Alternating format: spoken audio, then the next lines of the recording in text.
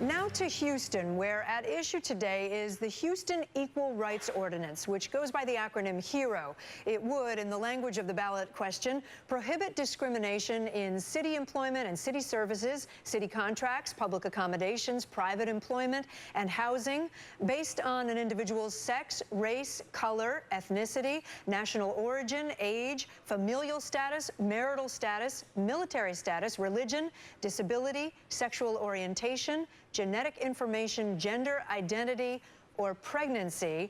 It's a lot of words. It's a big vote for Houston, the largest city in the U.S. that does not have a non-discrimination ordinance like this. Joining me now is Chad Griffin. He's president of the Human Rights Campaign. Chad, good to see you.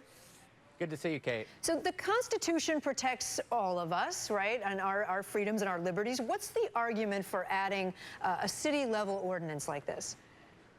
Well, I think it's important to note that our federal civil rights laws protect on certain bases as it relates to race, religion, national origin, and sex. But as it relates to sexual orientation and gender identity, there are no explicit protections. It's also important here in Houston that there are local remedies, that folks who face discrimination here in Houston don't have to file a federal lawsuit. That's very lengthy. It's very costly. And so Houston actually, as you mentioned earlier, is the only big city in America that is left without these protections.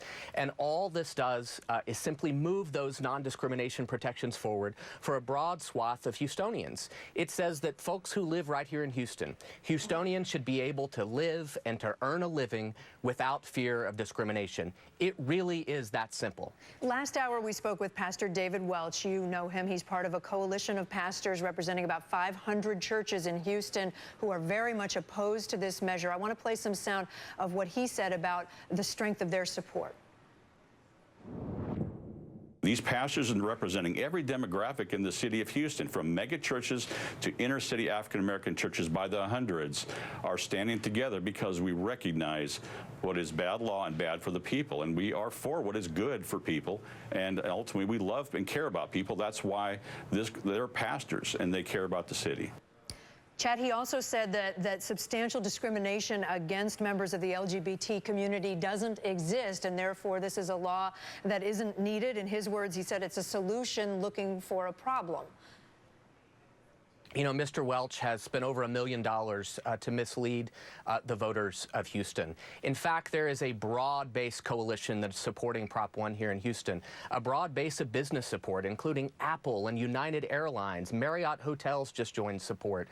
Businesses all across the city of Houston. That's because many of these businesses, they already have these protections for their own employees, and they support them for all the employees. That's why President Obama and Hillary Clinton and so many others are supporting this ordinance. It's also, you know, interesting that he talks about all the negative consequences that could come from such passage. Not only is Houston the only big city in America without these protections, it's the only large city in the state of Texas without these protections. They exist in Austin, in El Paso, in Dallas, and in Fort Worth. These are common sense protections. Let me ask you about one thing that opponents have raised, and you've seen the ads that they're running in Houston. They say that you're leaving business owners with no protection. Last hour, the pastor said that somebody could declare or pretend to be a different gender and walk into a restroom and attack a child. This is an ad they've been running in the local market there. What do you say to that? Well, first of all, I think it's important. Sometimes in politics, there are two sides. But also in politics, there's fact and there's fiction. That is an outright lie, and Mr. Welch knows that it is. There is nothing in this that speaks about allowing criminals into restrooms. It's already illegal for a criminal to dress as the opposite sex and enter a restroom to commit a crime. It's always been illegal, it is illegal, and it always will be illegal. Prop 1 has nothing to do with that. It has to do only with treating all Houstonians with equality and their ability to live free without discrimination.